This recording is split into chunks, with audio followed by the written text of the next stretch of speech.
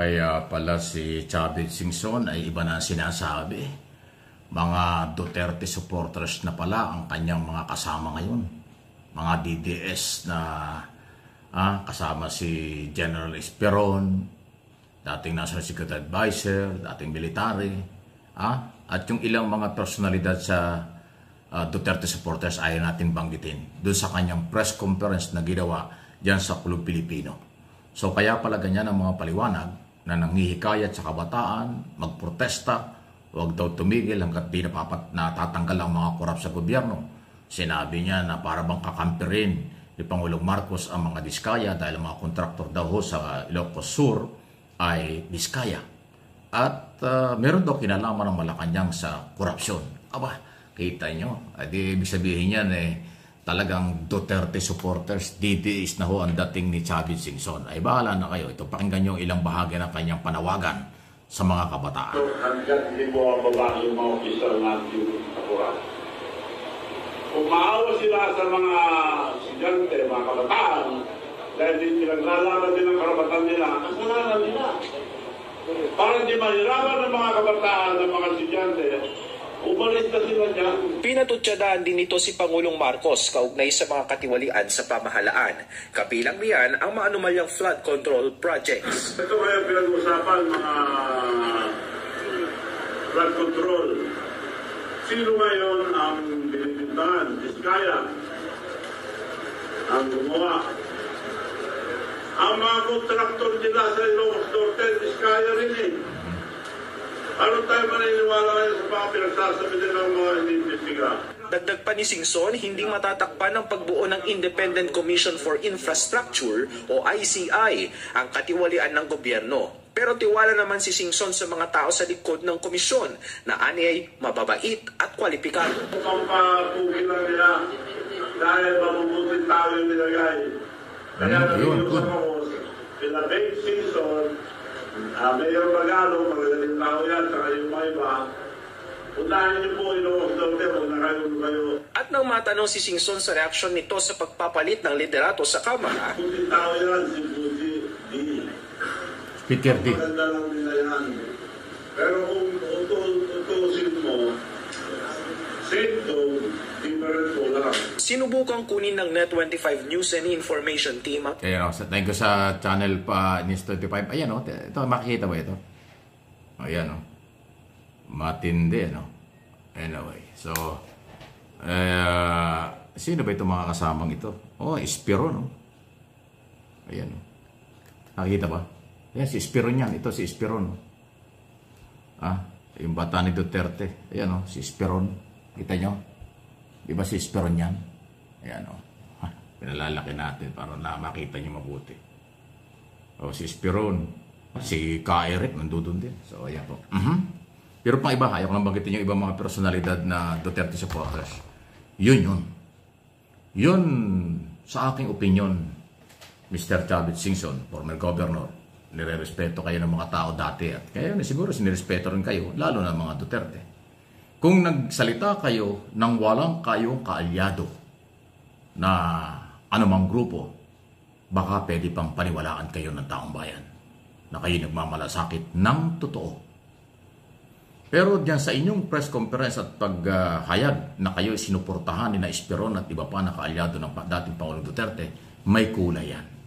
Yan ang pagkakamali mo sa aking opinion. Chavit Singson, yan ang pagkakamali mo. Kasi nagpa-identify ka sa Duterte supporters na alam natin from day one, matindi ang batikos sa gobyerno, pinababagsak ang gobyernong ito dahil ang kailang purpose talaga, politika, ilagay si Sara, bumalik sila sa kapangyarihan. Alam niyo po ako, idol ko yan, si Chavit Gustong gusto ko yung mga nagagawa niya na pagtulong. At nung napalapit siya kay Boss Toyo, kasi syempre, gusto rin natin si Boss Toyo.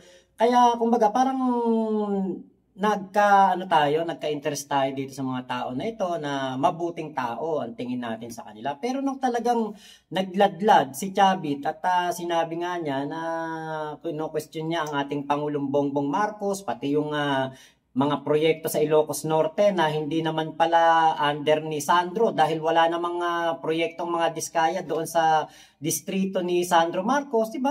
Parang sablay talaga. At yung sinabi niya na mga kabataan, wag uuwi. Excuse me po. Wag uuwi, wag munang umuwi, wag munang mag-aral habang hindi bumababa sa pwesto ang mga nasa gobyerno, 'di ba? Sus Mariosep. Napakapangit ng panawagan na 'yon. May pansariling interes at isa pa, 'di ba? Na-report o naibalita ng Bilyonaryo News Channel na si Chavit ay merong mga kumpanya o mga kamag-anak niya o kung sino man na connected sa kanya kontraktor doon sa Ilocos Sur at palpak ang mga flood control projects na ginawa. Kaya yung kanyang press con, hindi naniwala tao. Kasi alam niyo kung naniwala mga tao sa press con ni Chavit, sigurado ko isa ang sigaw ng mga Pilipino, Marcos resign. Di ba? Pero hindi. Nung nagpunta siya ng EDSA, siya pa ang na-walk of shame.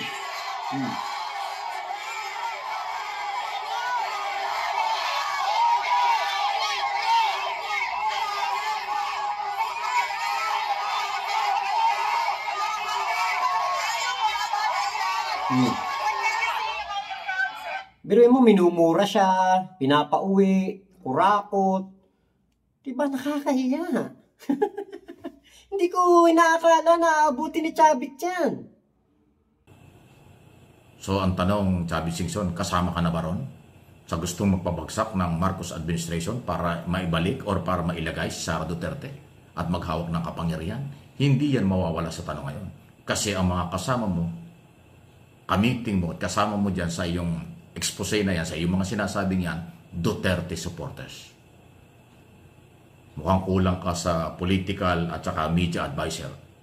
Kasi kung wala kang ibang layunin at gusto mo lang magmalasakit ng totoo sa Pilipinong biktima ng scam sa project, nawawalang bilyon, trilyon pera ng graft and corruption, dapat ikaw na lang. Katulad ng ginawa mo ng panahon ni Erap. Di ba ng panahon na Erap? Kaya si Erap nawala sa pwesto noong 2001. Di ba ikaw ang kalaban ni Erap? Ikaw yung kakampi at kalaban ni Erap. Naniwala ang taong bayan sa iyong sinabi. Kaya nagkaroon ng people power at tatanggal si Erap. Dahil noon walang identify na grupong nasa likod mo. Pero ngayon, ito palang iyong pagsalitang ito ay parang Duterte supporters at Duterte ang pinapaboran mo. Ay wala. Sorry. Sa aking personal na opinion at analysis, walang dating yan. Ako actually, hindi ko na sana papatuloy itong balitang ito. Pero nasilip ko kasi yung galaw. Importante kasi yung background niya. Ano ba ang pinanghuhugutan nito? Sino ba ang supporters nito? Sino ba ang nasa likod nito? Sandali. Kitang-kita ron doon sa mga video lumabas. Nang talagang dumitikit sa iyo yung mga Duterte boys. Anong ibig sabihin niya? Walang dating sa Malacanang yan. Again, ulitin ko. Kung ikaw lang mag-isa, independent, na ikaw ang bumabanat sa gobyerno, nag-expose ng di umani katiwalian sa iyong nalaman, mas kapanipaniwala. Nang gusto mo lang ay malinis sa gobyerno. Pero nung ikaw ay madikit o ginamit ka o talagang kasama ka ng DDS, wala na yan. Sorry. Political interest yan. Personal interest yan. Mr. Chavit Singson. Paano ngayon yun? Alam mo, si Chavit Singson, hindi mo na kilala ng personal, pero ito naging suki ko na rin sa mga interview sa media before, sa radyo, television, ang dekada ko na ni-interview yan. Pero hindi ko nakikita ng personal yung mamang yan. Kung marirecall niya, madalas ko ini-interview dati, kahit na sila nag-away pa ni Manny Pacquiao, ini-interview ko rin yan, dami niyang expose laban kay Manny Pacquiao, pero nung magkita sila, magkaibigan pa rin, nag-aakapan pa rin. Pinupuntahan pa nga niya si Manny Pacquiao sa bahay. Yan si Chavit Singson Madami siya sinasabi laban sa kanyang mga gusto niya sabihin kung kanino. Pero ba't nang huli kaibigan naman niya at pinupuntahan pa niya katulad ni Manny Pacquiao. Sabi niya mababangkrap si Manny Pacquiao. Mali yung ginagawa sa paggastos ng pera. Marami siyang sinabing negative Manny Pacquiao. Pero siya rin ang lumapit kay Pacquiao at kinaibigan, inaakap pa niya si Manny Pacquiao. Ano yun? So ito ganoon din. Bumanat din kay Erap ng mga panahon yun. O ngayon magkaibigan din sila. Ito naman ngayon, Marcos. Ang problema, nasa likod mo DDS, ay paano? Nasaan ang kredibilidad? Nasaan ang prinsipyo? Nasaan ang tunay na malasakit? Pasintabi na. Wala Kasi may political at personal interest ang mga sinamahan mo na hindi naman kailang matagal ng atat na pabagsakin ng Marcos administration para palitan ni Sara Duterte na involved din, sinasangkot din sa di umani korupsyon, kaya nga merong impeachment na nakabinbin ngayon before Senate kasi nagkaroon ng problema sa Korte Suprema. Until now, hindi pa tapos. So kung may problema ang Marcos administration sa flood control, sa anomalya, corruption, may problema rin ang pangalawang Pangulo na gusto nyo maging presidente kagad-agad. Gusto nyo forthwith maging presidente si Sara. Unfinished business nga yung issue laban sa kanya. Paano naman yan? Walang personalan, issue lang. Ampikon, guilty, ampikon, sarado ang isip. Please like and share. Kung si Chavit nagsalita na hindi siya nakikita na nakipag-meeting kay Eric Celis, kay yung Paras, di ba, hindi po tayo mag-iisip na siya'y maka-Duterte na o meron siyang pansariling interes sa kanyang presko na ginawa. Di ba? Kaya eto, maling-mali ang move ni Chavit Singson dito dahil nga po nagladlad siya na siya ay maka-Duterte. At yung way ng kanyang panunumbat kay PBBM doon sa kanyang press con, di ba? Talagang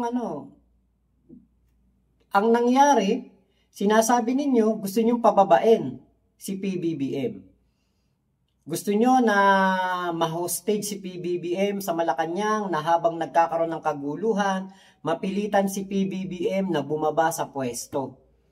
Yun ang adhikain. Diba? Tapos, ang papalit kay PBBM ay yung reyna din ng korupsyon na hanggang ngayon hindi maipaliwanag kung saan dinala ang limpak-limpak na salapi ng DepEd.